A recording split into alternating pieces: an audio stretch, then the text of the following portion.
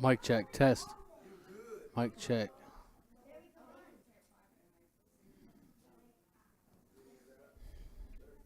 All right, we about to start Q&A.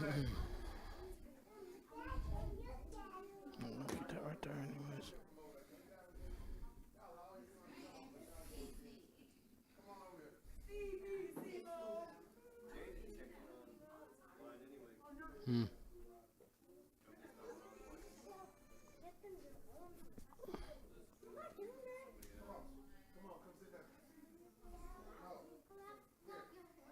Stop putting it around your neck.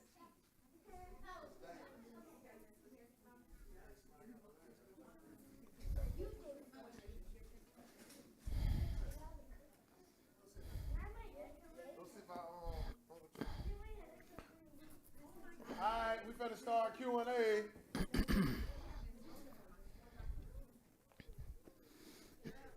Q&A. We about to start Q&A. We ask that the sisters cover their heads. Stop playing in each other's heads. Okay, go get a head cover. Who just went to the bathroom?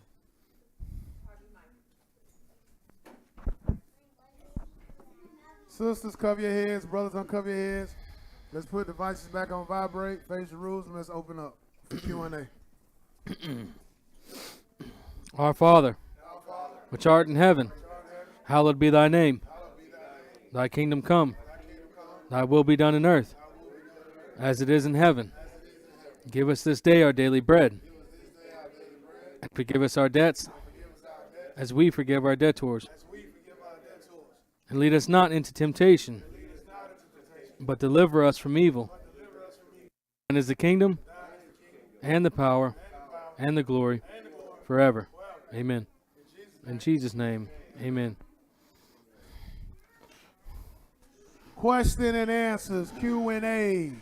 Where we try to answer the questions in the Bible the best of our ability. According to the Bible is how we answer.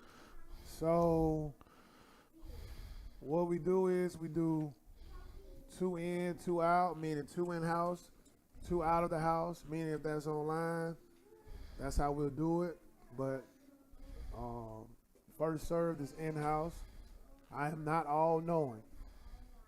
Not all-knowing. So if I don't have the answer, I'll definitely get back with you.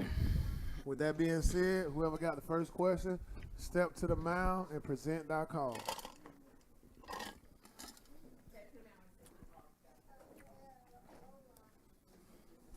Nobody got no more cookies?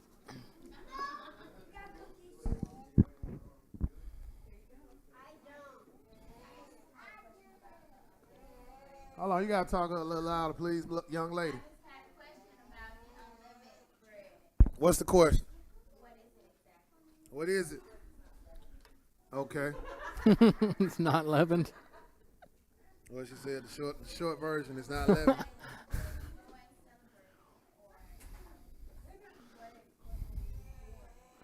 What would it be representing?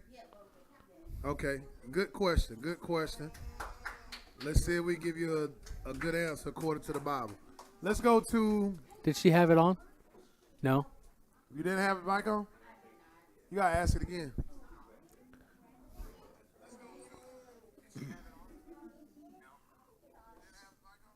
Her question was, what is the Feast of Unleavened Bread? That ain't my... Oh, okay. Okay, let's go to Leviticus 23. The Feast of Unleavened Bread are feast days that are kept annually, meaning that we observe them once a year. So, God commanded, dang, how you get rid of the wicked thoughts? We're going to try to go to 6 o'clock. Sun's still going to be up at 7. We're going to run out there 20 minutes from here. Because if it be like that, kids ain't going to want to get out the car because it's cold. My kids especially. So we can go ahead, dump you, pull you up, make sure you drive real good, pray over and take off. That's cool? 6 o'clock? I'm not paying attention. I'm sorry. What did you say? Nothing. Don't worry about it. Hey, so we're going to Leviticus chapter 23. We're going to take off at 6, though. We're going to close out at 6. Leviticus 23.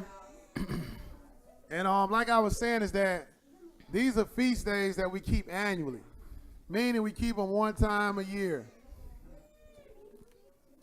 And they all have a significance to them. All of the feast days have a significance. So let's read about the Feast of Unleavened Bread. Leviticus 23. And let's read verse 1. Go ahead. And the Lord spake unto Moses, saying, Speak unto the children of Israel, and say unto them, concerning the feasts of the Lord, which ye shall proclaim to be holy convocations, even these are my feasts. Go ahead. 6 days shall work be done, but the 7th day is the Sabbath of rest. And holy convocation, ye shall do no work therein. Go ahead. It is the Sabbath of the Lord in all your dwellings. So we see that at the top, we got the weekly Sabbath, right? All right. Now let's go to the feast that we're still talking about that's at hand. Verse 4.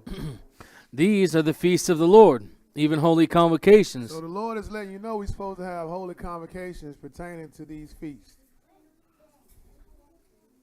Are you looking for it? No, it's cool. We're going to wait for you. 23. Leviticus 23, and we on verse 4 now. Zoe, can you stop walking in that water? Can you go and move and sit somewhere else, please? 23 and verse 4.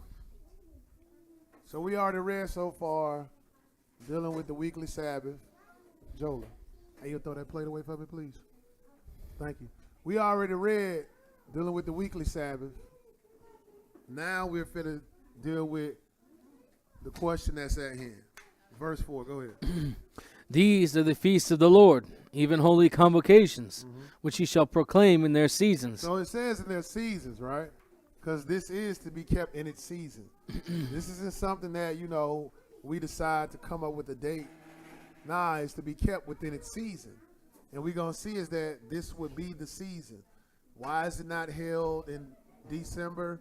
Because this season jumps off at the beginning of the new year according to God's calendar. So the new year would be considered the month of Abib. That's the first month of the new year. It doesn't come in like we see December 1st is the beginning of the first month. The new year, the new month usually will probably come in, I don't know, the 15th or the 20th. It's never, I ain't gonna say it's never, but it's hardly ever day one of the first of the month. It's hardly ever that.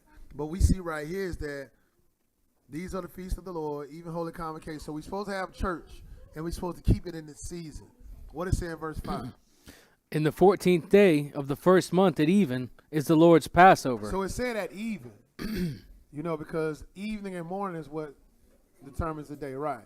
So we're going to start Passover on the 14th day at even. So that means when sundown is when we're going to have Passover service. But Passover is a memorial. It's not a Sabbath. It's a memorial. What it says in verse 5, 6.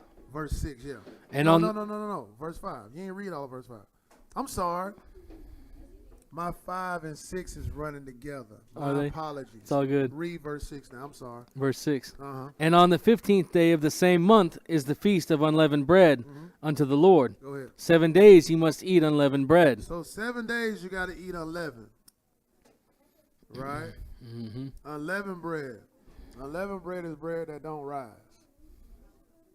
Bread like sometimes certain type of crackers. They're not unleavened. Because leaven is what makes the bread rise. Cakes, pies, certain type of sandwich bread, that would be considered leaven. The bread that rises. So it's the feast of unleavened bread, meaning the feast of bread that don't rise. Unleavened bread. Because we're going to see is that the leaven, it really has a significance to it. It represents something, right? So it says, 7 days you must eat unleavened bread. What is it say in verse 7? In the first day you shall have an holy convocation. You shall do no servile work therein. So you got to do no servile work, but the Lord is still stressing you got to have church. So he said, in the first day you shall have a holy convocation. You shall do no work therein. So you got the first day you're going to have a holy convocation, no servile work. Verse 8. But you shall offer an offering made by fire unto the Lord 7 days. In the seventh day is a holy convocation. So we got feast days on the Feast of Unleavened Bread. We got church on the first day, and we got church on the seventh day. 7 means completion. So it's going to run from day 1, which is going to be church. In between that, no church. When you get to day 7, we're going to have church, because that's going to be the completion of the Feast of Unleavened Bread. But it's going to represent something as well, right? So it says, but ye shall offer an offering made by fire unto the Lord 7 days, and the 7 days shall be a holy convocation. What else it say? You shall do no servile work therein. So it's saying no servile work is because we're not supposed to go to our jobs, right? I can't make this answer short. Let's go to Exodus 12. Let's go to Exodus 19 right quick. Not Exodus 19. Exodus 12. Exodus 12. Yeah. Exodus 12.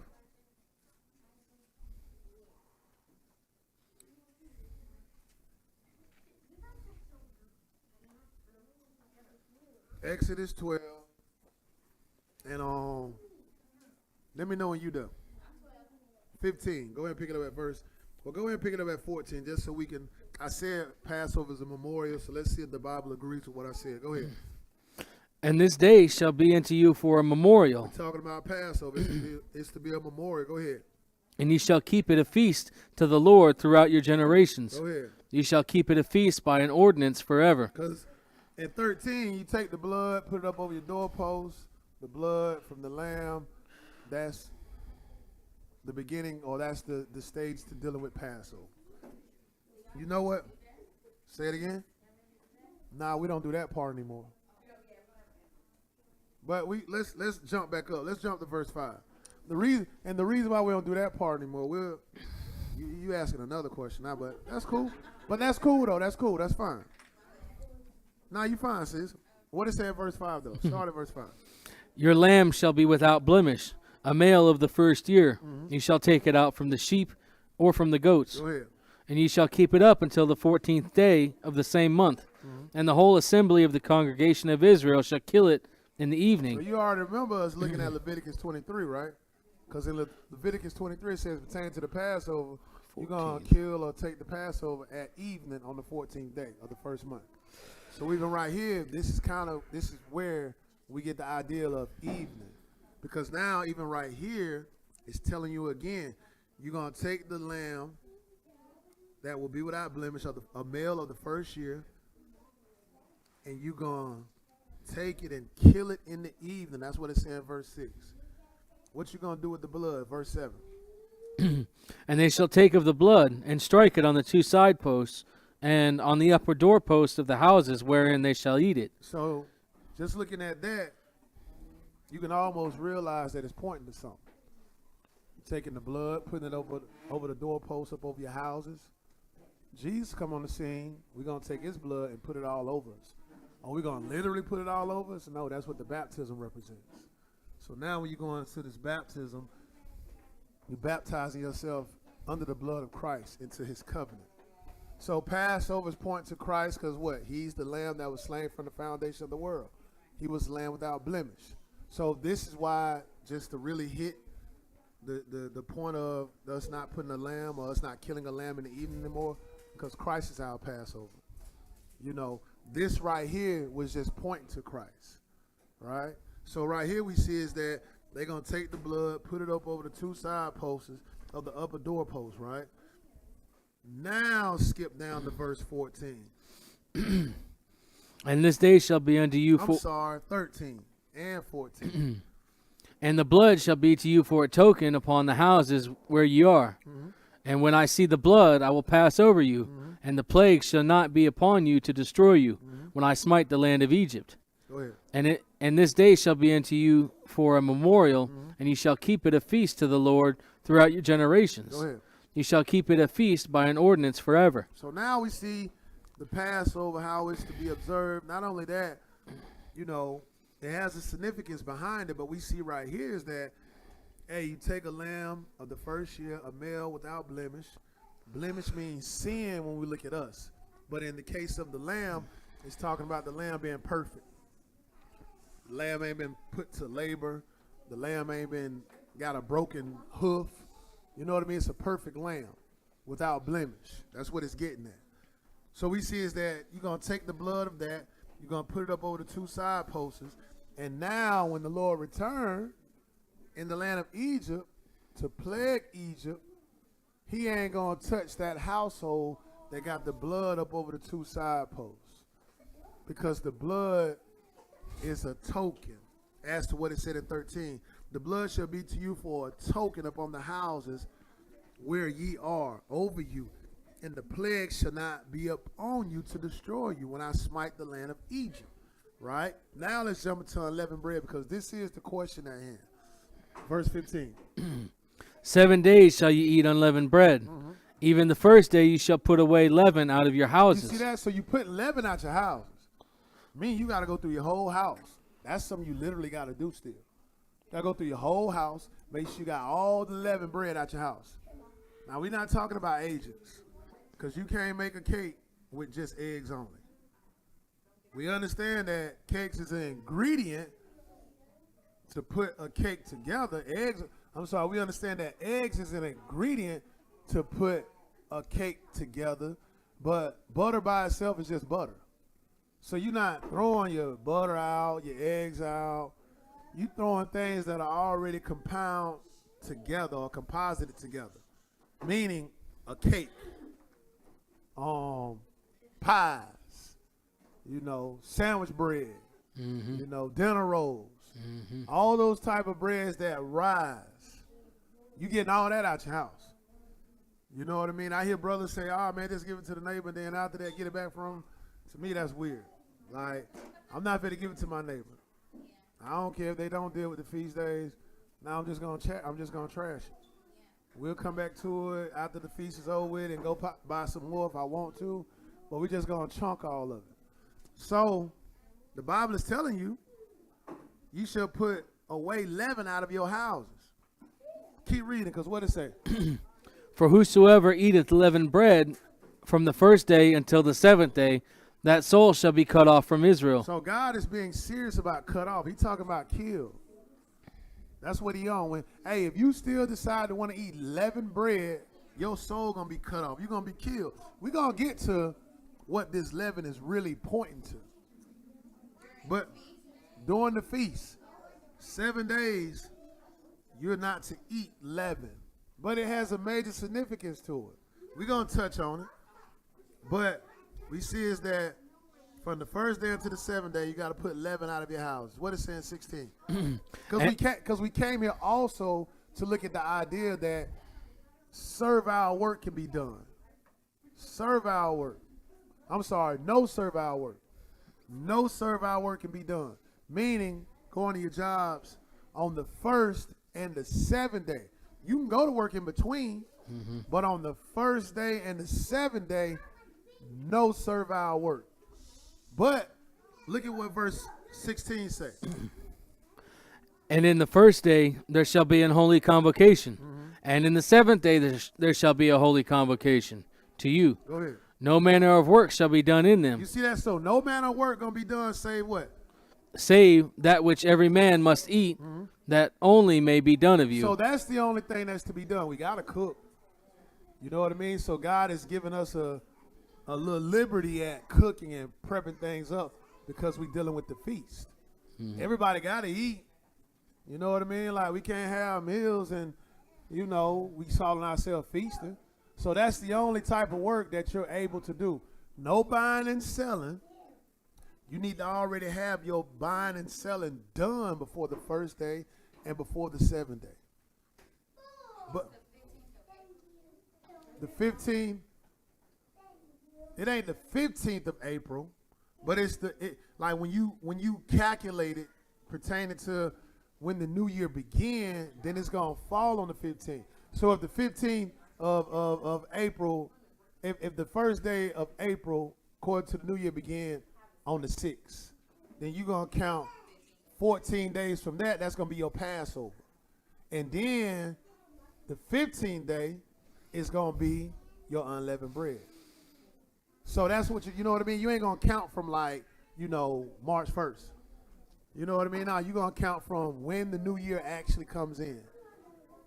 And you're going to count 14 days from that to get to the Passover. And then you're going to count 15 days from that to get to unleavened bread. All right? But like I was saying is that you need to make sure you have all your buying and selling done before the first day and have all it done before the 7th day. Because you got to cook. You got to put things together. You prepping for the feast, right? So that's why we came here. Now let's go back to Leviticus 23. Not Leviticus 21. Let's go to 1 Corinthians now. Because the reason why the Lord is talking about no leaven in your houses, let's look at what 1 Corinthians 7 say about what this leaven is. It might be 2 Corinthians. I'll see it when I get there.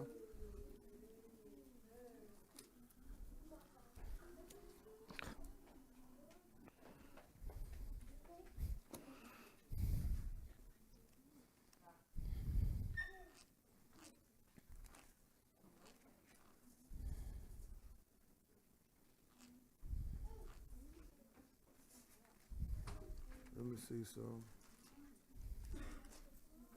1 Corinthians, it's 1 Corinthians 5. 1 Corinthians chapter 5. And we're going to pick it up at verse 1 and we're going to go ahead, verse 1. It is reported commonly that there is... Are you there, sis? Okay, cool. Go ahead. It is reported commonly that there is fornication among you. Uh-huh. And such fornication as is not so much... You know what? Hold your finger right here. We're gonna hit this script before we hit this right here. Go to Colossians real quick. Colossians, I want to say chapter 2. And then we're gonna come back to this. Colossians chapter 2. Because once we hit this 1 Corinthians 5, who in the bathroom? Bang, you gotta go in the bathroom.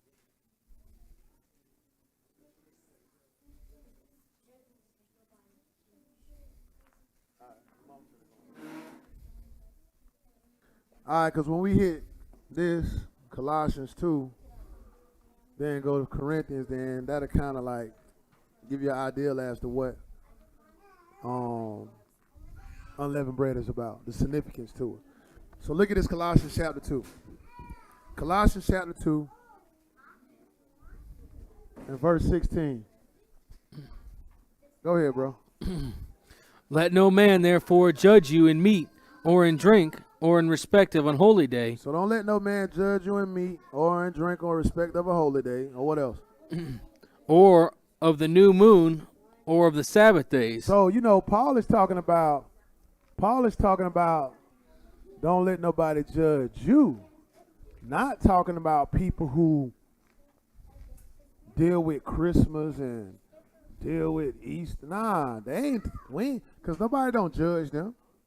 Nah, we the ones that get judged because we dealing with the Sabbath days. We dealing with the new moons, or we dealing with the holy days.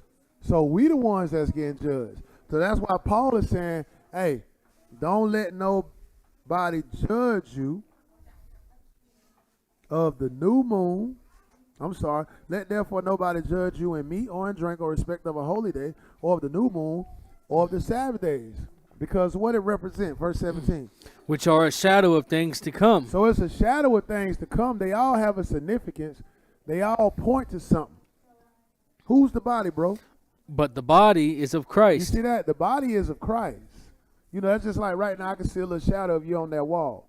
But you represent that shadow because the shadow is representing you. Just like these feast days are a shadow of Christ, meaning they represent Christ. You know what I mean? So he's the body thereof, but these feast days are like a shadow of things to come, right? Because they all point to Christ. You know, when you look at unleavened bread, let's read it now. Let's go to 1 Corinthians 5 now. Because when you look at unleavened bread, you know, is, you know, in a sense, it's righteousness. Leaven would be unrighteousness. You know, that's why what we finna read is going to make more sense to you when we read it real quick. We ain't got to start at verse 1. Let's just go ahead and jump right into it. Go ahead and pick it up at verse 6. 1 Corinthians 5 and verse 6. Go ahead. Your glorying is not good. Go ahead. Know ye not that a little leaven leaveneth the whole lump? So just a little leaven, meaning like it only take a little bit of baking soda to put inside of some flour, some eggs, and that will begin to rise. You know what I mean? But it, okay, cool. Just a little bit, or a little bit of sin. You know what I mean? Just a little bit of sin, you know, ruin the whole lump. You know how they say a bad apple don't fall too far from the tree. You know what I mean? Because that tree is bearing bad fruit. That apple that came from that tree is bearing the same fruit or the same behavior. So in other words, in this sense right here, it's letting you know, hey, a little leaven is going to leaven the whole lump, right? What is saying verse 7? Purge out therefore the old leaven, So get rid of that old leaven. Go ahead. that ye may be a new lump, Because that new lump is you being unleavened. You know, because now you're dealing with the unleavened word of God. That's kind of what you're dealing with. You know what I mean? Because that's what's going to make you a new lump. So it says, purge out therefore that old leaven, that ye may be a new lump. Go ahead. as ye are You unleavened. see that? As ye are unleavened. Go ahead. For even Christ, our Passover, is sacrificed for You us. see that? This is why we ain't dealing with goats no more. This is why we ain't dealing with lambs no more. Because it says right here what? Christ, our Passover, is sacrificed for us. But not only that, it says, as ye are unleavened, right? Because look at what it said this leaven is, verse 8. Therefore, let us keep the feast, not with old leaven, So let us keep the feast not with old leaven, but what? neither with the leaven of You malice. see that now we're looking at what this leaven is talking about. It ain't really talking about some bread. You know what I mean? It's really ultimately pointing to your conduct, your behavior. That's why when you clearing out, you know, your houses with the leavened bread, you really clearing that sin out of you. Hold your finger right here. Let's go look at something in 2 Corinthians 5 right quick. Let me show you what, because I said it in the lesson today, but we'll read it too. 2 Corinthians is right after this. 2 Corinthians chapter 5. Yeah, you in.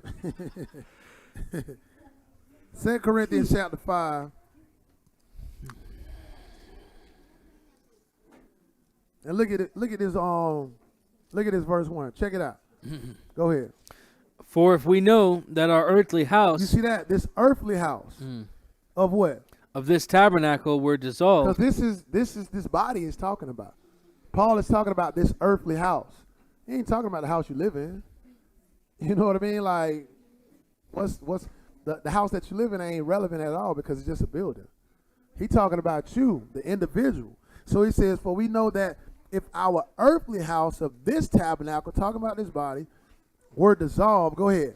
we have a building of God, a house not made with hands, eternal in the heavens. So he talking about an eternal body.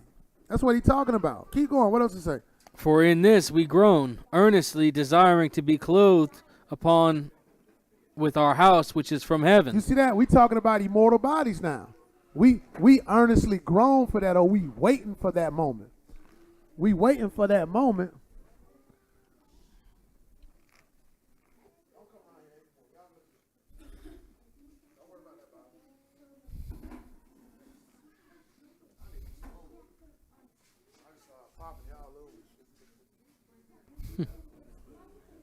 wooden spoon. It'll pop y'all. Y'all won't come back this way no more. But yeah though, so you know, we waiting to get this change. You know what I mean? That's what he's talking about right here. For in this we grown earnestly designed to be clothed upon with our houses which is from heaven. Verse 3. If so be that being clothed we shall not be found naked. Now let's go back to 1 Corinthians 5. We almost done. So now 1 Corinthians 5 and verse 8 says, you there? Mm-hmm. Therefore let us keep the feast not with old leaven, neither with leaven of malice and wickedness, but what? But with the unleavened bread of sincerity and truth. You see that? The unleavened bread of sincerity and truth. Jesus said in what? I think John 8, the truth is what's going to make you free. Talking about this word. So now, you know, we seeing is that in Jesus or in the letters of Paul, or better yet, in the New Testament, we see is that interchangeably unleavened can be talking about the word. Leaven can be talking about the word pertaining to sin. So that's why what he was saying, hey, let us keep the feast not with old leaven, neither with the leaven of malice and wickedness, but with the unleavened bread of sincerity and truth. Right? What is it in verse 9? I wrote unto you in an epistle, not to company with fornicators. You see that? So he actually getting with, you know what I mean, really not breaking the laws of God. Because he's telling you not to keep company with fornicators. You know, he kind of telling you to stay clear of that stuff.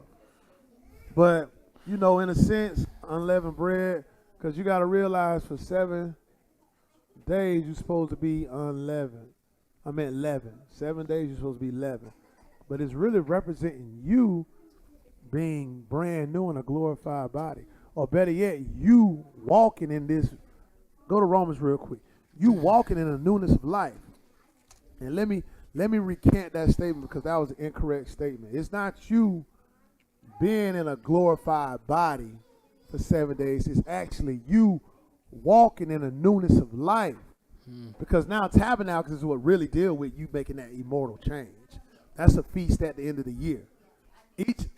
Each feast has a representation of something. Right, but it's a feast at the end of the year that we keep as well, and it's really talking about you putting off this tabernacle or this house, and you getting a glorified body.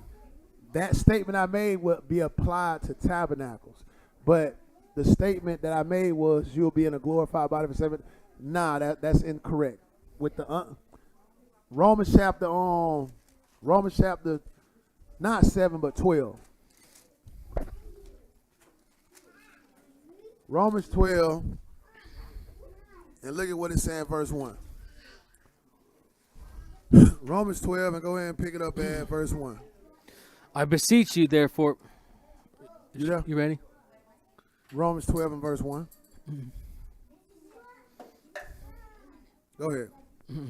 I beseech you, therefore, brethren, by the mercies of God, that you present your bodies a living sacrifice, holy, acceptable unto God, which is your reasonable service. You see that? This is your reasonable service. You presenting yourself as a living sacrifice, meaning you killing this old woman or this old man. You ain't the same person you once used to be. So you got to realize, like, hey, you've killed that off. You putting that person away. Because look at what else it say. Go ahead, bro. And be not conformed to this world. So be not conformed to this world, but what? But be ye transformed by the renewing of your mind. You see that? Because you got to make a radical change. You can't be the same person you once used to be. That's what's happening when you eating the unleavened bread, the unleavened word of God. Because you eating this what? Sincerity and truth. You eating the word of God. John 6:63 tells you it's the words that I speak unto you. They are spirit and they are life. So you eating the words of God. So therefore, you are walking in the newness of life. You are being transformed. So it says, be not conformed to this world, but be ye transformed by the renewing of your mind. That what? That ye may prove what is that good and acceptable and perfect will of God. You see that? This is the will of God. This is your reasonable services. This is your duty to fear God and keep his commandments. You know what I mean? Like, that's your reasonable service before God. So even right here, you know, Paul is saying practically the same thing that Solomon was saying over there in Ecclesiastes chapter 12. But just really getting at the whole fact that now we see, you know, is that unleavened bread. We talking about the word, leaven, we talking about sin. So, you know, that's what the feast is really, you know, about. It's about you being without sin forever, because you don't supposed to go back to it. You know what I mean? So it's like now once you don't put it away, you know, you're supposed to be walking in a newness of life. You know what I mean? So that's the significance behind unleavened bread, is that leaven represents sin. Unleavened bread is the sincere word of God. That's what you're supposed to be eating. Let's go somewhere else real quick. Look at this John real quick.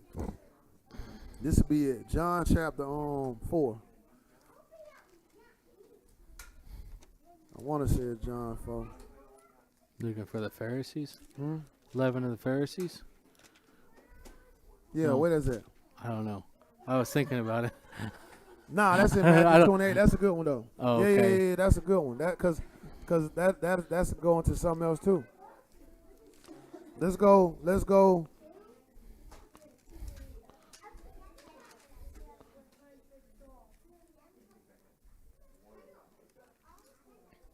I think that's Matthew 28. Hold on for a second.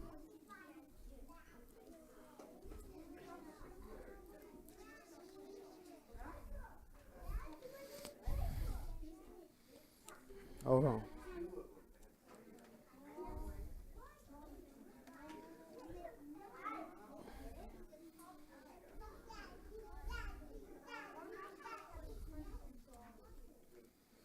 Matthew 16. Let's say it's not 28.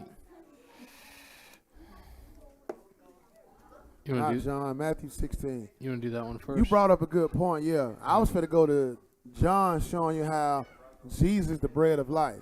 You know what I mean? We're going to go and read that, but let's read this first before I read that, John. Matthew 16, and go and pick it up at verse 6. Matthew 16, start at verse 5. Go ahead. Verse 5. And when the Hold disciples on, you does this? Okay, go ahead. and when the disciples were come to the other side, they had forgotten to take bread. So, you know, they forgotten to take bread. Go ahead. Then Jesus said unto them, Take heed and beware of the leaven of the Pharisees and of the Sadducees. You see that? Because, you know, hey, they literally forgot some bread, right? But Jesus, in a sense, was like, okay, you know what? This is a good learning point right now. You know what? Beware also of the leaven of the Pharisees and the Sadducees, right? Because look at what it said in verse 7. And they reasoned among themselves, saying, It is because we have taken no bread. You see that? So they like, man, is it because we taking no bread? Verse 8. Which, when Jesus perceived, he said unto them, O ye of little faith, why reason ye among yourselves, because ye have brought no bread? Go ahead. Do ye not yet understand, neither remember the 5 loaves and the 5,000 of the 5,000, and how many baskets ye took up? Neither the 7 loaves of the 4,000, and how many baskets ye took up? So he like, man, you really like, man, we ain't talking about no physical bread. Look at all this bread I gave y'all. That's not what we getting at. Skip down and read verse 12. Then, I'm sorry, read 11 and 12. Go ahead. how is it that ye do not understand that I spake it not to you concerning bread, that ye should beware of the leaven of the Pharisees and of the Sadducees? Because we already don't establish that leaven is sin. All right? That's what Paul was talking about in 1 Corinthians 5. You know, now we went over here looking at Jesus telling the disciples to beware of the leaven of the Pharisees and the Sadducees. So now he's saying, hey, man, look here, don't, you know, why is this such a big matter when I tell you to be aware concerning the leaven of the Pharisees and the Sadducees? What is it in verse 12? Then understood they how that he bade them not beware of the leaven of bread. You see that? So now they're like, okay, we get it. He ain't talking about actual bread. What is he talking about? but of the doctrine of the Pharisees and of the You Sadducees. see that? He talking about doctrine. Y'all still, man. He talking about doctrine. That's what he talking about. You know what I mean? Like he ain't talking about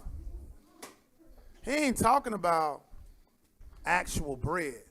He's talking about doctrine. So he said, but the doctrine of the Pharisees and the Sadducees, because, hey, Jesus said, hey, man, do the things that they tell you, but don't do what they do. Because, you know, they tell you to do something, they don't even do it. So don't be like them. But do what they tell you to do because they telling you right. In other words, don't be a hypocrite. Because that's all Jesus was telling them about, for us and the Pharisees and the Sadducees. So now when he said, beware of the leaven of the leavened bread, it's the doctrine that he's talking about when dealing with the Pharisees. The doctrine. So now let's go to John real quick.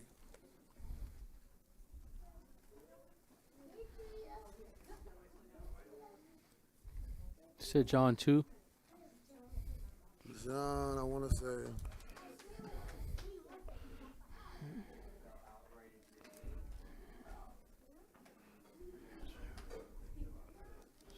Hold on.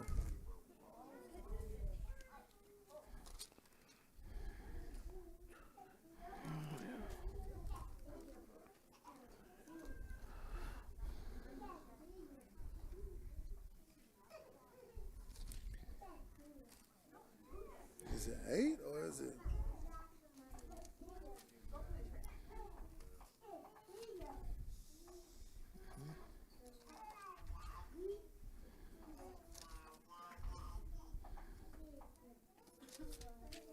Yeah, John 6.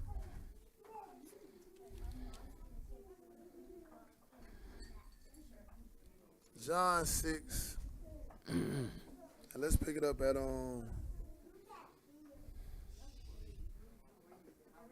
verse.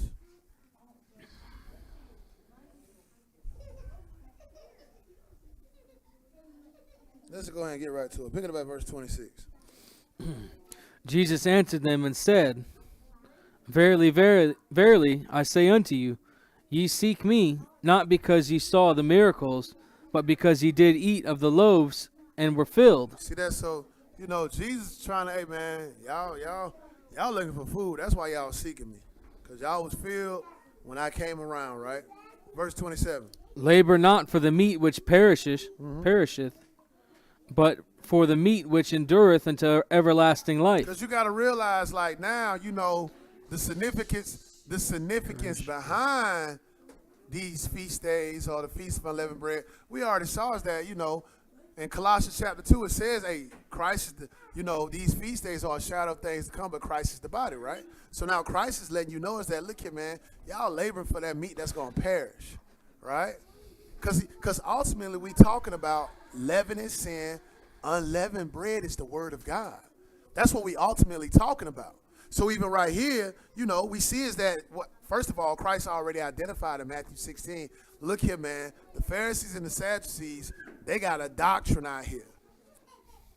And we associating this doctrine with the leavened bread of the Pharisees and the Sadducees. Hey, man, don't eat that stuff. You know what I mean? Not talking about nothing physical, talking about spiritual. Now Jesus still on the same sense. Hey, look here, man, y'all ain't coming around because of me. Y'all coming around because of the miracles I did, right? So 27, he said, now, labor for the meat, labor not for the meat which perish, but what? But for that meat which endureth unto everlasting life. Go ahead. Which the Son of Man shall give unto you. For him hath God the Father sealed. You see that? The Lord gonna give you this, right? Skip down and read 33 now. Then Jesus said unto them, Verily, verily, I say unto you, Moses gave you not that bread from heaven, but my Father giveth you the true bread from heaven. The true bread from heaven. Go ahead. For the bread of God is he which cometh down from heaven, and giveth life unto the world. See that? I'm the bread of life. What is saying 35? Skip down and read that. And Jesus said unto them, I am the bread of life. See that? I'm the bread of life. Go ahead. He that cometh to me shall never hunger, and he that believeth on me shall never You thirst. see that? He shall never thirst. Go ahead, bro. But I said unto you, that ye also have seen me, and believe not. All that the Father giveth me shall come to me, and him that cometh to me I will in no wise cast out. For I came down from heaven, not to do mine own will, but the will of him that sent me. So now we see is that what the bread is really talking about Jesus, right? But it ain't talking about you actually eat Jesus, he himself. He's talking about this. Skip over and read John 6. Skip over to 63, verse 63. It is the spirit that quickeneth. You ready? Yeah. Yeah, okay. It is the spirit that quickeneth. The flesh profiteth nothing. The words that I speak unto you, they are spirit and they are life. And that's what Jesus is talking about. You eating his words. You know what I mean? Not eating him literally. No, you eating his words. So by that, just letting you know is that the unleavened bread of sincerity and truth, we talking about the words of God. So that's what, that's the significance behind the Feast of Unleavened Bread. It's talking about us being without sin. That's why, we doing our best to make sure we got all the crumbs, all the ground cracker crumbs, all the sandwich bread crumbs. We looking all in between the couches, up under the couches, wherever you think these little kids gonna have this bread at, because you know what that still represents? You still trying to clean that sin up out of you. You know what I mean? Like you in such a panic to get all this sin out of your house, when really you're still trying to get sin out of your life. You know what I mean? So that's the significance behind the Feast of Unleavened Bread. So you clear with that? You sure? You got anything you want to add? That was good, man. Praise God. Yeah. You got another question? You can ask away. If anybody else ain't got no question. You got a question answering that? Okay, you got to share. Where the mic at? I think Drew got the mic. Nah, you good, Drew. She ain't got nothing else to do. I'm just playing. But look beautiful. She blessing. I'm just playing. Go ahead. Sister Antoinette. Okay, so I was going to ask about praying without ceasing, what it actually is, like an example of what it is. Okay. Let's go to Luke real quick. Pray without ceasing. Continuing to pray, my sister, through the thick and the thin. Luke chapter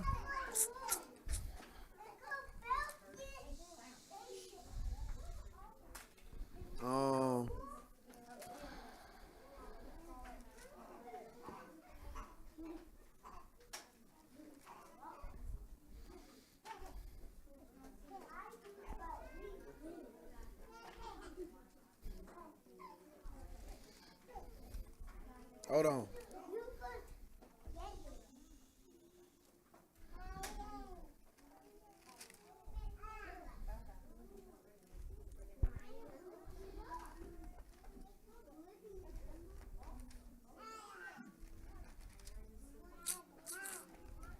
Hold on, sister.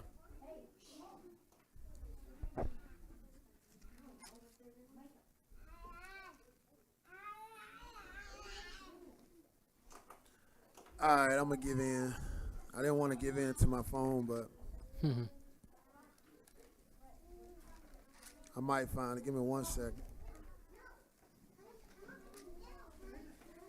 Oh, I got it. Luke 18.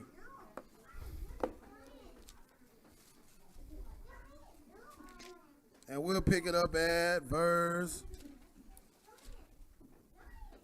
1. Luke 18 and verse 1. Go ahead.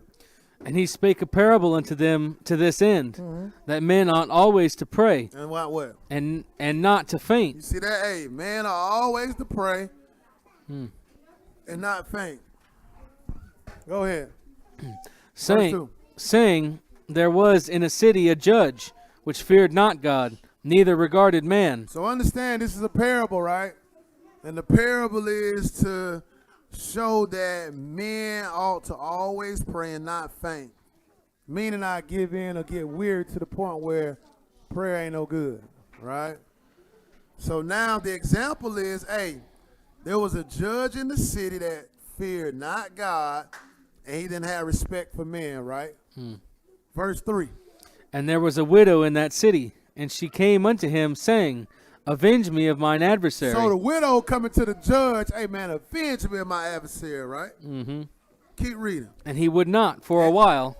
Go ahead. But afterward he said within himself, Though I fear not God, nor regard man. You see that? Hey, so you know, for a while, man, he ain't avenge her. She kept going to the judge. No, that way. You better go sit down. Fix your dress. So for a while, right, the judge, you know, he really kind of blew her off, didn't really, you know, whatever.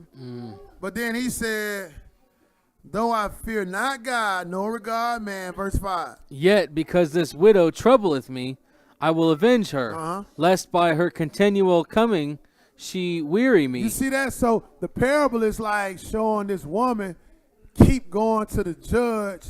Hey man, avenge me of my adversary. Avenge me of my adversary. Avenge me. And he like, man, this continuing in her coming, I mean, that's still gonna drive me crazy. I'm gonna avenge her of her adversary. What it say in verse 6? Because it's really a parable showing you. Verse 6. And the Lord said, Hear what the unjust judge saith. Go ahead.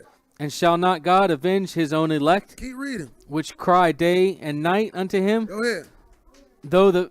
though he bear long with them? You see that? Hey, we cry day and night, man. All this stuff going through, we got to. Because if you don't keep crying day and night, how will the Lord avenge you? This is you praying without ceasing, right? So it says in verse 7, and shall not God avenge his own elect?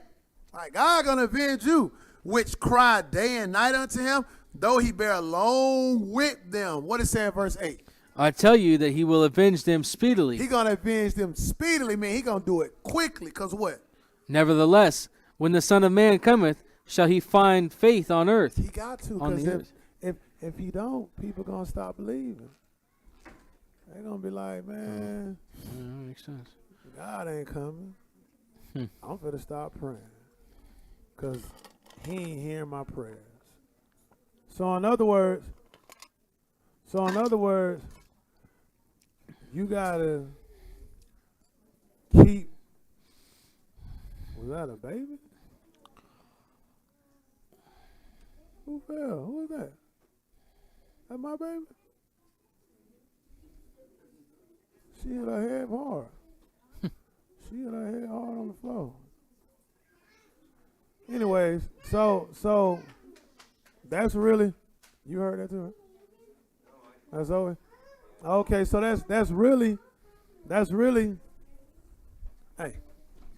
Oh, you better be glad you're with your mom outfit up. I was finna get you. I was gonna get your sister first, because this was your first time coming up here. Give me 5, man. I was gonna show mercy with you. But we just looking at the fact that, you know, you praying without ceasing, meaning you don't, you know, in other words, you don't faint and feel as if like, because the Lord ain't hearing because your prayers ain't getting answered, that the Lord don't hear you. Don't think that, you know, just because, let's go to Daniel real quick. Because you got to realize this stuff going on in the spiritual realm. You know what I mean? I think we dealt with this a couple of Sabbaths ago as to like, hey, man, the devil was blocking up Daniel's prayers from getting heard. Look who was blocking them up, the devil.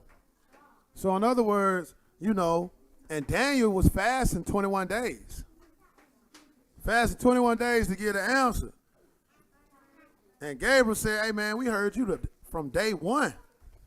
But, man, we had that old serpent trying to hate on you, so we had to deal with him. Daniel chapter 8. Daniel chapter 8. I think it's Daniel chapter 8. No, it ain't Daniel 8. It's Daniel chapter 10. Yeah. Daniel chapter 10. And go ahead and jump to it. Verse 2. Go ahead. In those days, I, Daniel, was mourning 3 full weeks. I ate no pleasant bread, neither came flesh nor wine in my mouth. Go ahead. Neither did I anoint myself at all, till 3 whole weeks were fulfilled. Go ahead. And in the 24th day of the first month, as I was by the side of the great river, which is Hiddekel, Uh-huh. then I lifted up mine eyes and looked, and behold, a certain man clothed in linen, whose loins were girded with fine gold of Uphaz. Skip down to verse 9 and read that, because we're talking about an angel. He got approached by Daniel. He got approached by Gabriel. Go ahead and skip down to verse 9. Yet heard I the voice of his words, and when I heard the voice of his words, then was I in a deep sleep on my face, and my face toward the ground. Go ahead. And behold, an hand touched me, which set me upon my knees and upon the palms of my hands. And he said unto me, Skip down to 12. Then said he unto me, Fear not, Daniel, for from the first day that thou didst set thine heart to understand and to chasten thyself before thy God, Go ahead. thy words were heard, and I am come for thy You words. see that? So, hey, Daniel went for 21 days fasting, trying to get God's attention. But Gabriel said, man, we heard your prayers on day 1, right? Why did it take him so long to get to Daniel? Verse 13. But the prince of the kingdom of Persia withstood me 21 days. But lo, Michael, one of the chief princes, came to help me, and I remained there with the kings of Persia. You see that? So, hey, the devil, you got to realize he got a third of innumerable. The Lord answering your prayers can probably be, preventing you from going back out into the world. Look at what the devil wants. He wants you to do that. So, he might be there blocking that answer. Nah, we ain't going to let it get there just like that. We're going to block, do all whatever. Just letting you know this is what's going on in the spiritual realm. So this is why when we read the parable that we just read in Luke 18, letting you know it's to pray without ceasing. He gave you an example. You know what I mean, huh? Oh, you remember that, huh? So this is just showing you not to stop praying, because this is what can possibly be going on in the spiritual realm as to why you have to pray without ceasing. Now, you doing vain repetition? Nah, I ain't doing that. But you going before the Lord 3 times a day like Daniel did, that ain't vain repetition. You know what I mean? You seeking the Lord on a matter. You might need to afflict your soul, who knows? But that would be your praying without ceasing, is that you non-stop with it. You know what I mean? Like, you always taking it to the Lord. Just because he don't get back with you, that don't mean he don't hear you, but you always taking it before the Lord. You ain't stopping. So, that's good. Any comments to that? All right, let's go online real quick. It says, how do you get rid of wicked thoughts? She here, so. But you want to, I got you. You want to make it look like our online. I got you. I'm just playing. How do we get rid of wicked thoughts when someone is being evil towards you? You got to drop them hot coals on them. That's real talk. Let's go over to, first of all, let's go to Matthew real quick. Matthew, because it's tough. Jesus say turn the other cheek. It's tough. I ain't finna sit and say I could do it. I don't know. You know what I mean? It's tough. That's a real level of humility, but it can be done though. You know what I mean? It could be done. So check this out. Go to Psalms real quick. I think it's Psalms. It might be somewhere else. No, it's Proverbs.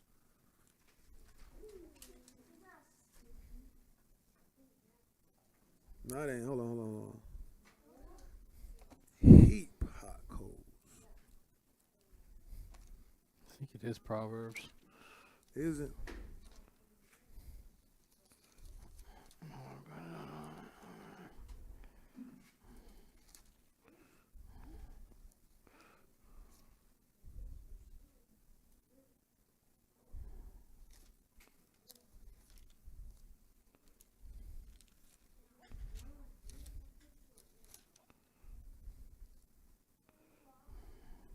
I think it's Psalms.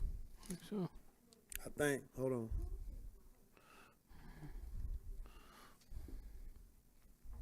Or it might be Zephaniah or Zechariah. Hold on.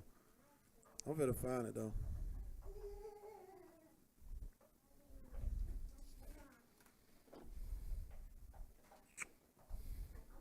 Yeah, go ahead and Google that for me.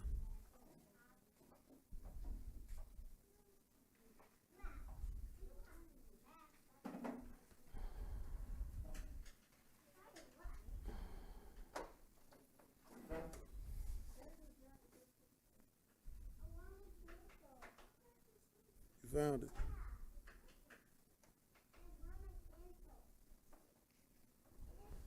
You found it.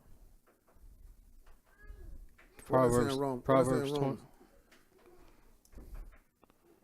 That's it. That's Romans 12. That's where it's at.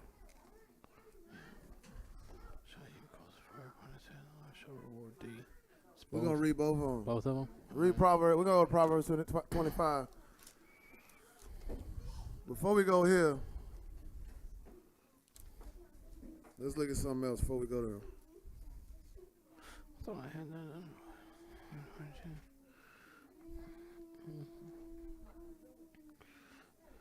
Go to Matthew real quick. We gonna come to Proverbs. You gonna leave that like that? Mm-hmm. Cool, perfect.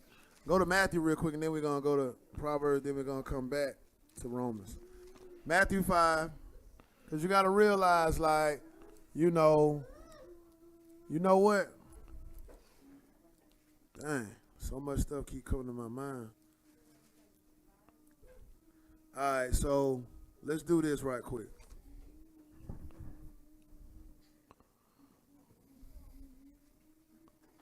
Let's go to this right quick. Let's go to 1 Peter real quick. We're gonna come back to Matthew, right? Let's go to 1 Peter chapter 3. Cause all right, how do you get rid of wicked thoughts? Someone is being evil towards you. All right. So let's go to 1 Peter chapter 3. And then we're gonna come back to Matthew 5, and then we're gonna go to Proverbs 22, then we're going to go to Romans 12. 1 Peter chapter 3. And let's just go ahead and jump right to it, verse 7. Now, I understand that the question is, somebody being evil towards you, how do you, get rid of those evil thoughts, or those evil thoughts towards the individual? We're going to add something else in there, too. We're going to add something in the middle. When we leave here, we're going to go to 1 Corinthians 10. No, it might be 2 Corinthians 10, but read this verse right here, verse 7. 1 Peter chapter 3 and verse 7. Go ahead, Paul. Likewise, ye husbands, dwell with them according to the knowledge, giving honor unto the wife as unto the weaker vessel, and as being heirs together of the grace of life. Take your prayers, be not hindered. You see that? This is why, hey, y'all got to dwell with each other according to knowledge, giving honor to the wife, who is the weaker vessel, because, if not, then your prayers going to be hindered. So now when you're doing these things, your prayers are not hindered. But when you do to the contrary, then your prayers get hindered. But look at what we came here for this. Verse 8. Go ahead. Finally, be ye all of one mind. So we got to be of one mind. Now, I understand that the question isn't about something in marriage. Just hit 10. 110. I don't know what that meant. I understand that the question was asked is not in marriage, but the Bible covers so much. So it's definitely going to touch on the question as well. But we see is that, hey, even in marriage, you got to be of one mind, having, what else to say? Having compassion one of another. Love his brethren. Be pitiful. Be courteous. Go ahead. We came here for this verse. Not rendering evil for evil. So not rendering evil for evil, because that ain't just in marriages. That's just period. So not rendering evil for evil, not tit for tat. Go ahead. Or railing for railing, but contrary-wise blessing. Contrary-wise blessings. You see that? Now, this is why we're going to go to Matthew 5, because he said something real major. He said contrary-wise blessings. Mean like don't be evil for evil, but bless them. That's how you do it, because look at what Jesus said. Now go to Matthew 5.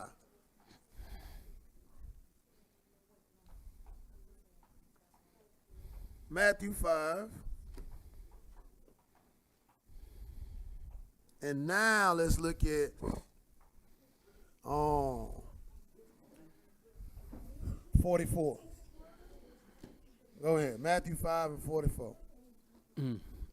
But I say unto you. You know what? Start at 39. But I say unto you, that ye resist not evil, but whosoever shall smite thee on thy right cheek, turn to him the other also. So Jesus talking physical here now. He ain't talking spiritual. But man, that's tough.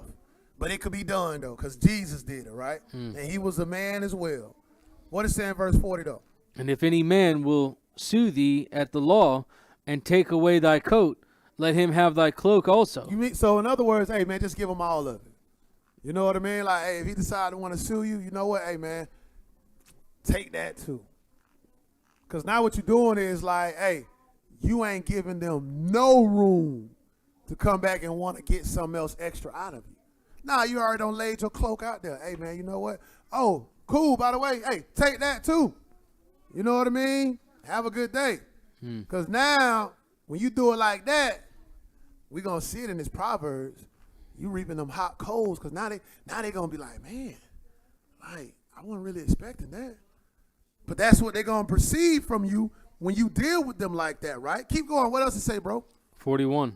And whosoever shall compel thee to go a mile, go with him twain. You see that? So it's really saying the same thing as 40. Yeah. You know what I mean? Hey, man, hey. Go farther than a mile with them. In other words, man, being merciful. That's really what it's about. Keep going. What else to say, bro? Give to him that asketh thee, and from him that would borrow of thee, turn not thou away. Ye have heard that it hath been said, thou shalt love thy neighbor and hate thine enemy. You see that? Now we get to this point. Because, hey, it could be somebody that's your enemy being evil to you. Who knows? But this going to be so broad that it could just be your husband being evil to you. It could be your girlfriend being evil to you. It could be your mama. It could be whoever. It's going to cover all of that. So it says, ye have heard that it had been said, thou shalt love thy neighbor and hate thy enemies. Look at what Jesus said, 44. But I say unto you, love your enemies, bless them that curse you. You mean to tell me I got to bless my coworker and he hate my guts, or she hate my guts? Yes. Keep reading. Do good to them that hate you. And what else? And pray for them which despitefully use you. You see that? You know somebody using you. You just know it. But you ain't even supposed to confront them. You supposed to pray for them. You know what, Lord? Hey, have mercy. Like Jesus did when he was on the cross. Hey, man, they don't even know what they doing. Have mercy on them. Man, they killed Jesus. And he on the cross praying for the ones that killed him. That right there is some type of humility. Even Stephen did the same thing. They stoning him as he looking up in the heavens. He said, hey, Father, for they know what not they do. That's deep humility, right? So even right here, hey, the Bible is saying, pray for them which despitefully use you and persecute you, right? Keep reading, 45. That ye may be the children of your Father which is in heaven. You see that? Now you consider to be the child of your Father which is in heaven. For what? For he maketh his sun to rise on the evil and on the good, and sendeth rain on the just and on the unjust. You see that? Hey, he reward both parties, right? What else it say? For if ye love them which love you, That's it on that. Now let's go over here to Let's go over to Proverbs. We got to. I mean, we got to go to Proverbs 24. We're going to go to 1 Corinthians 10, but we got to go to Proverbs 22. 24 or 22? 25. 25 and 22. Yep, Proverbs 25 and 22. And then we're going to go back it up again in Romans 12. Proverbs 25, because this is what you're doing. When you praying for those that despitefully use you, this is exactly what you doing. Proverbs 25, and give me verse 22. You want to start it up a little further than that, or? Nah, because it ain't really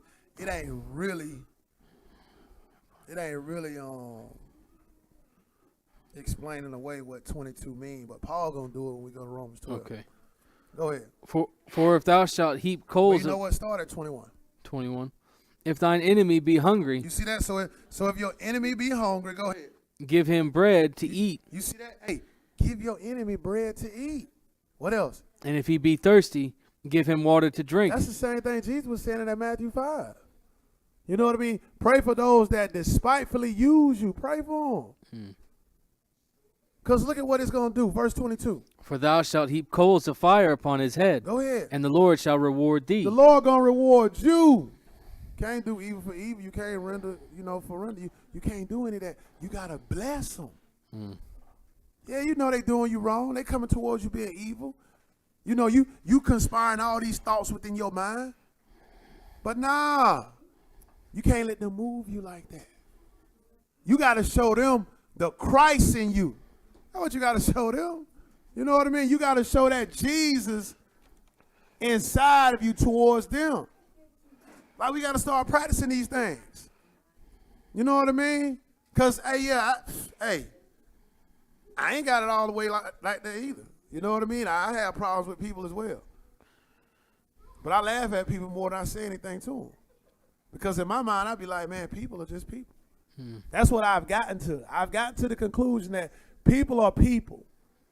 But the way you overcome them is doing this. Because you know the saying, you know what I mean? Kill them with kindness. That stuff make them weak. That stuff break bones. Because they don't expect you to reply like that. They respect you to come with the same energy they don't gave you. Now when you hit them with, man, I just had a situation like this, but I failed the test. I failed, Lady thought I saw her back there. People don't like to let 18-wheelers over. So I merge over slowly. And I'd be like, I'm still coming. Because I need to get over. And you trying to steady run up on, I'm over. I'm far from missing her. She still tried to run. I'm like, okay, you're going to damage your car back there because that trailer, you ain't even going to dent it. I seen her stop on brakes. She pulled up on the side of me. She's like, you almost hit me. I was like, you almost hit me. And then she said, you had? I'm like, you did? I said the same thing back to her. And I'm like, dang, what the heck? I should have just said, you know what? I'm sorry. Because the minute when she pulled up next to me and said, you almost hit me, I should have said, ma'am, you know what? I'm so sorry. You know what her response probably would have been? Have a good day. You know what I mean? But what I did was I poured more fuel on the fire because I responded the same way she did. And I'm sitting here in my head the whole time. I'm like, dang, dude, why did you respond like that? Just letting you know is that, hey, man, it's a task that we all trying to work at. But what these hot coals of fire up on their head is meaning is that, hey, you're going to break their bones. You're going to make them soft. Because they're not going to expect you to respond like that. Look at what Paul said in Romans 12. He's going to say the same thing. Romans 12.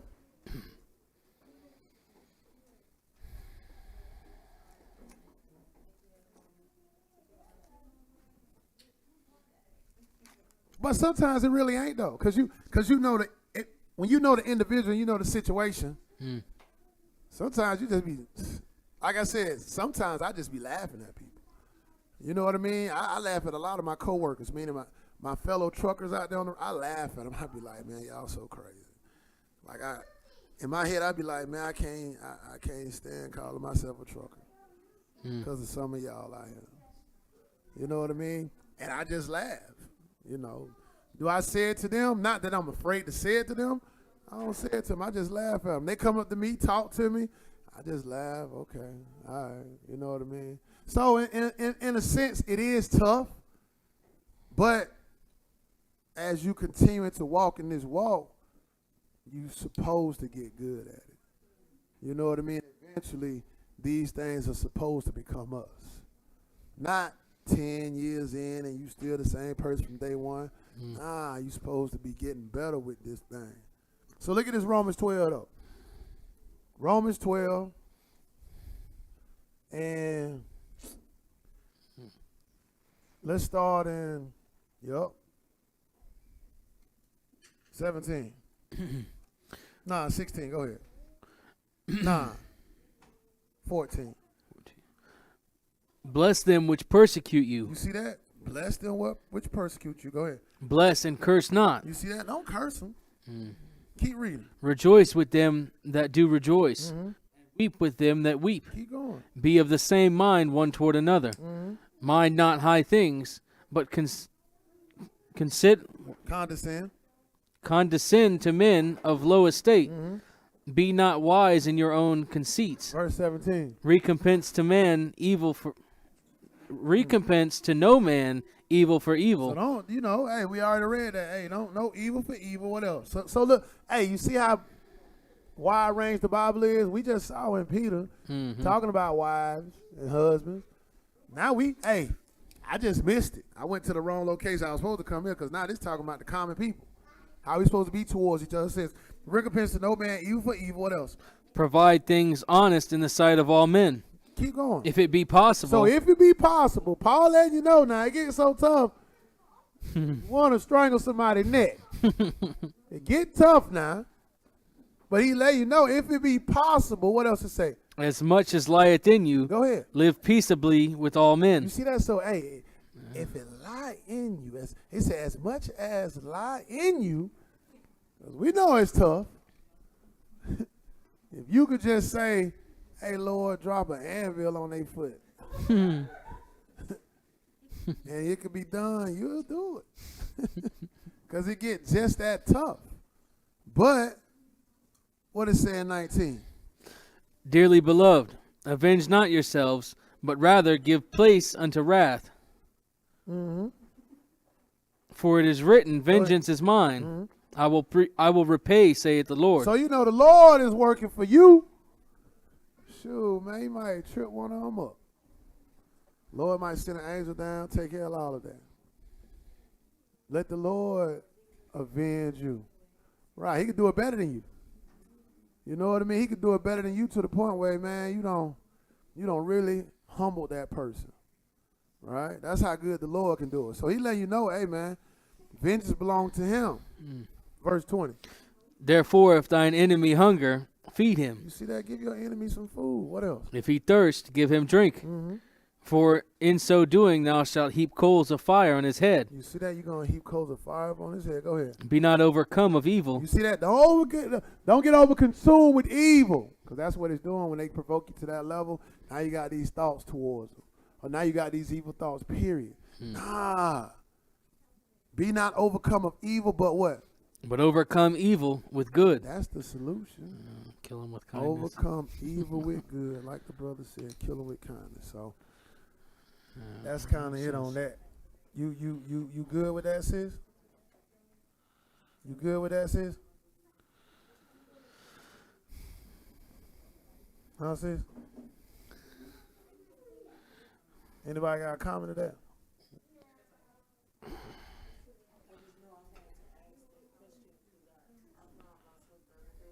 You gotta talk on the mic.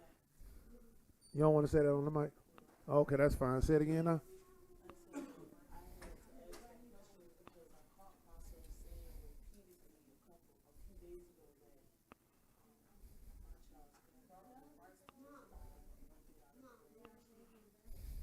Nah. Just.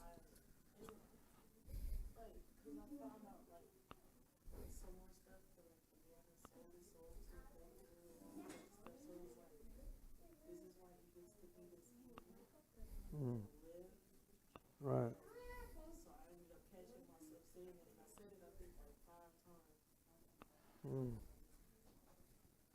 Nah, you know, you just.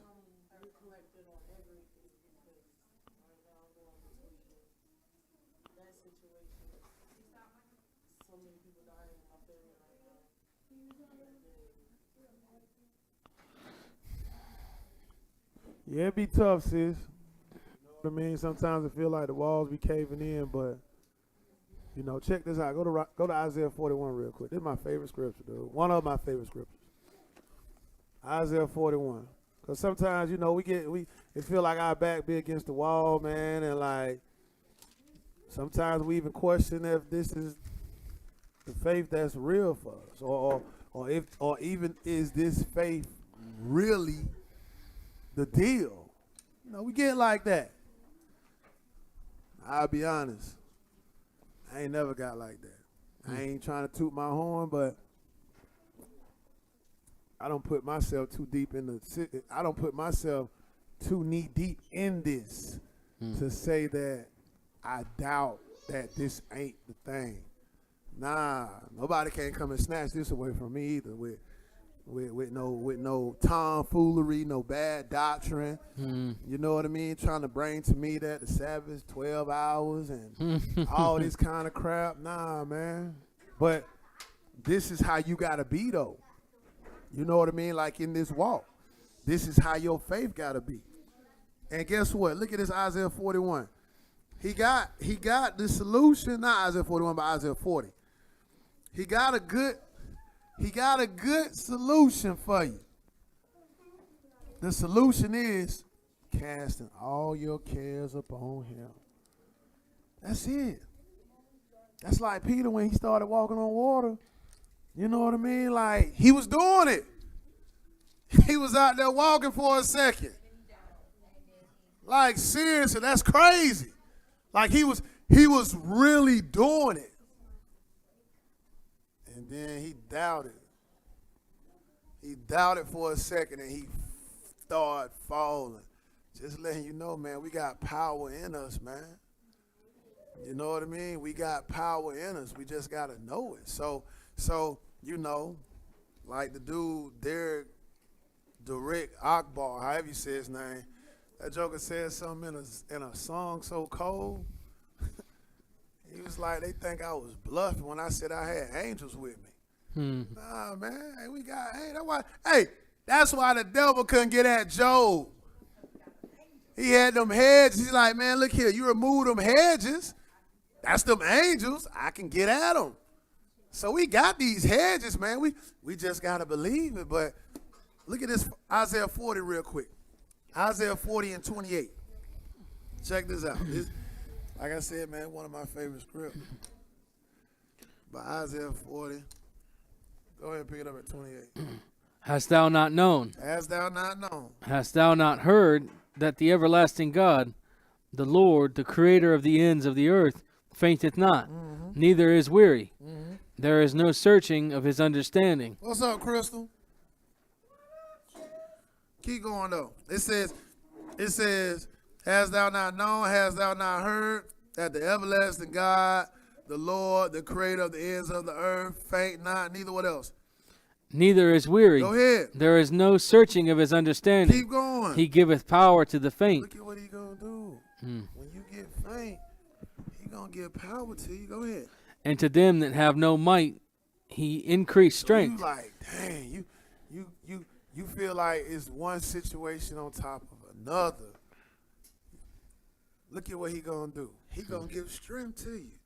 Because he know you better than you know yourself. So he know what it is you're going to need, right?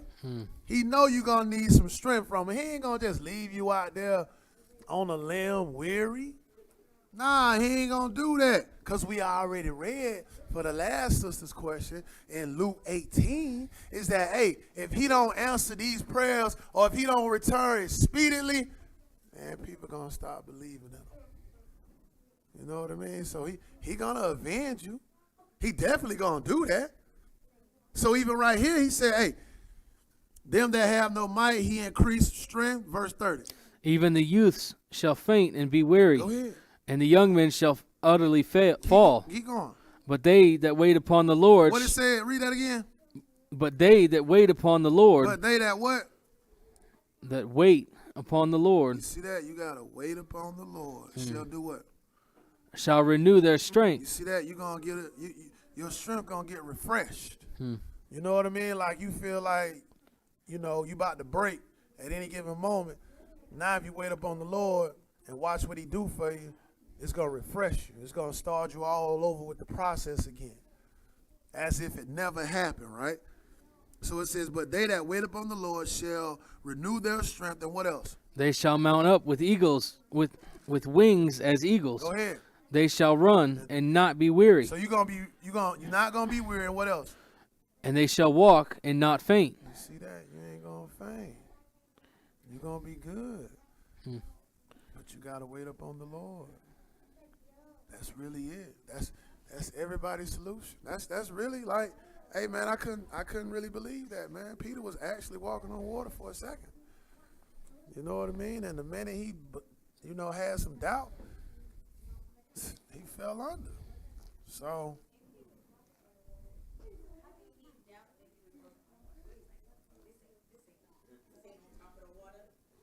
What was it? He got scared. You got to talk to the mic. Well, that was a comment.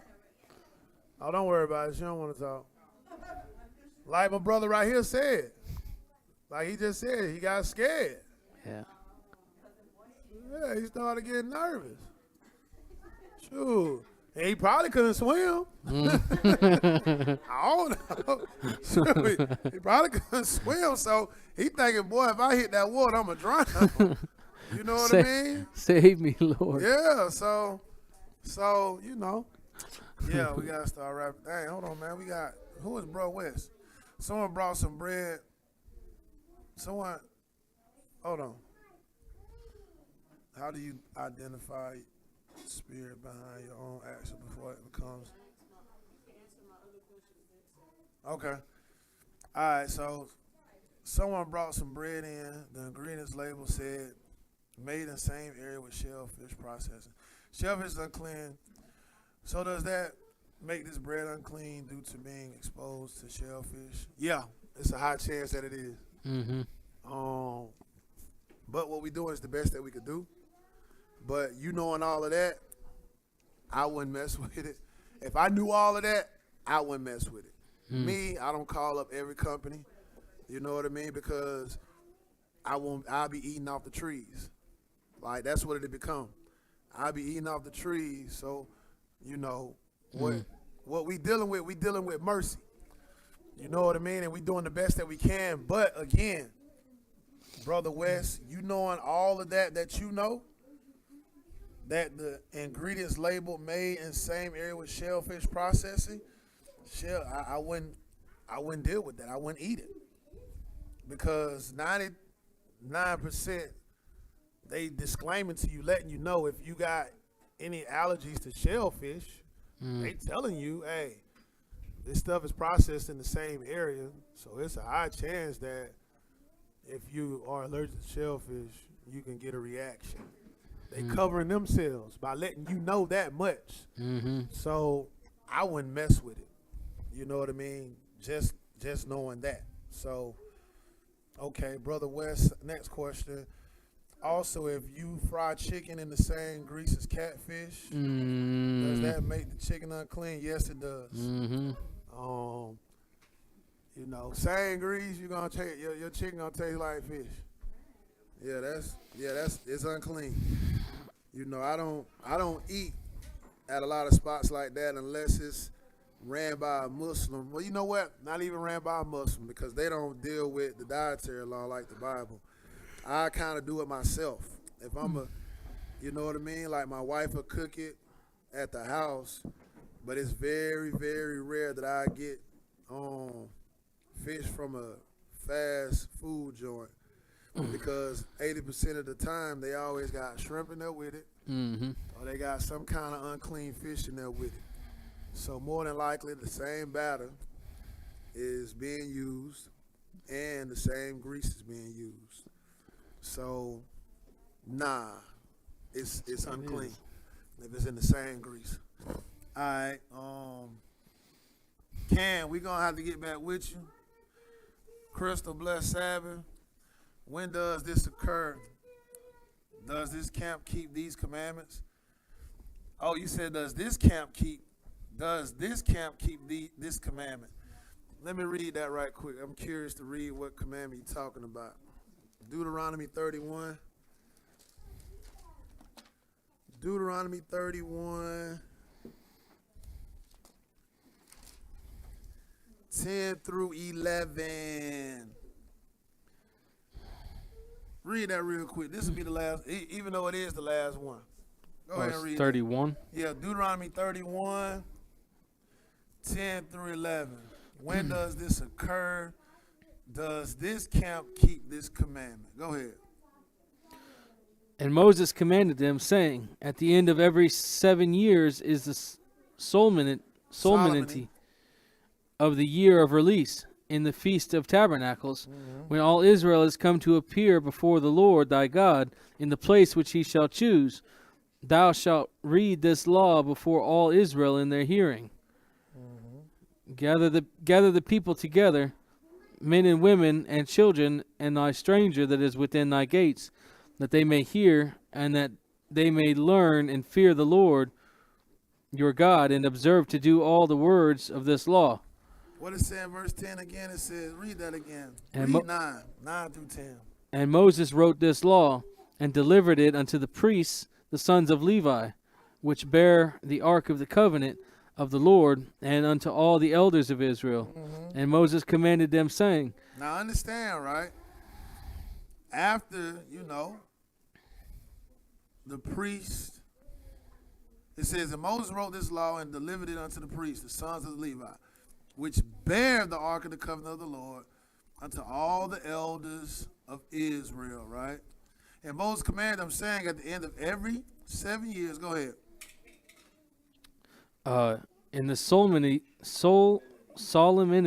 of the year of release, in the Feast of Tabernacles, when all Israel is come to appear before the Lord thy God in the place which he shall choose. I don't know what a solemnity is.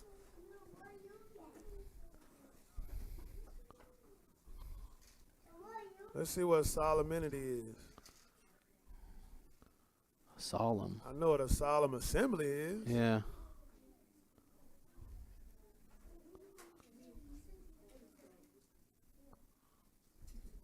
So,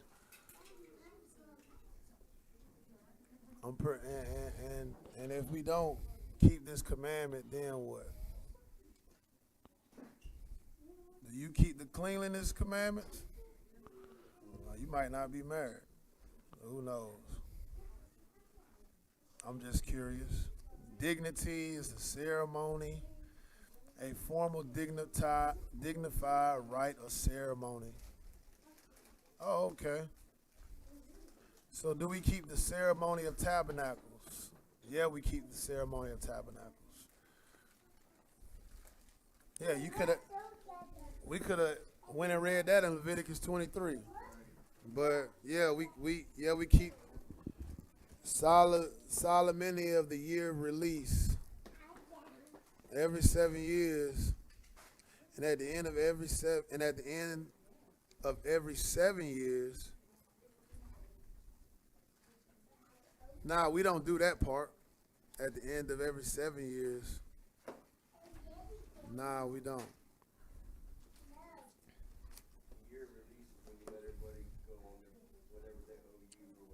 Right. I don't do that because I don't own anything. But all I own is, I'm self-employed.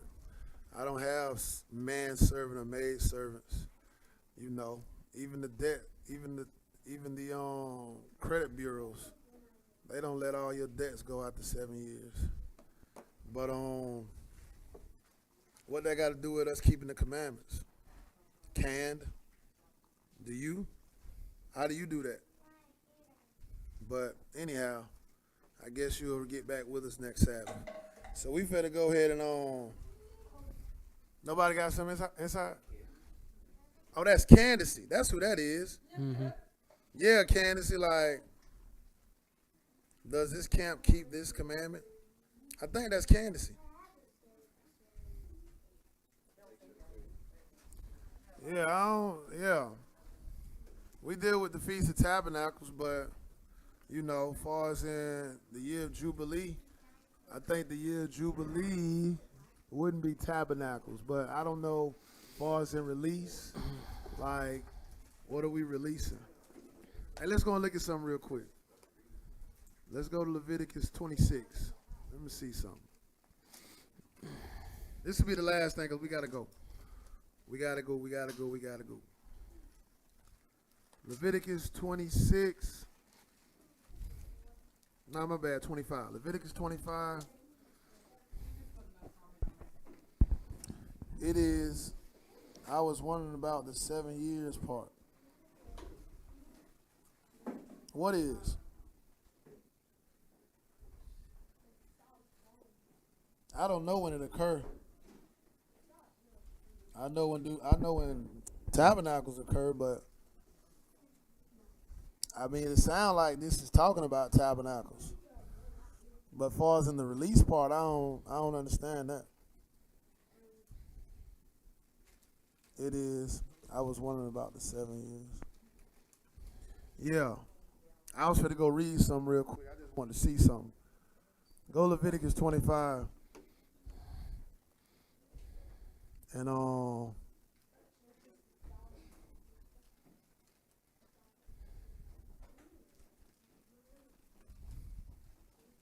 worry about it, cause Jubilee isn't Tabernacles. Yeah, Jubilee is on Pentecost. So I just made us. Thou shalt cause the trumpet of Jubilee to sound on the 10th day of the 7th month, in the day of atonement. The 50th year proclaim liberty. So that's Pentecost. Yeah. I don't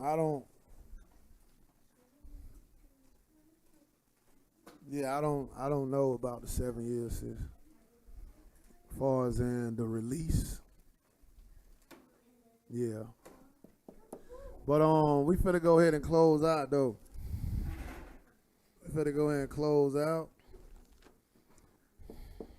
So let's face Jerusalem. And close out. Our Father, which art in heaven, hallowed be thy name. Thy kingdom come. Thy will be done in earth, as it is in heaven. Give us this day our daily bread, and forgive us our debts, as we forgive our debtors. And lead us not into temptation, but deliver us from evil. For thine is the kingdom, and the power, and the glory, forever. In Jesus' name we pray. Amen.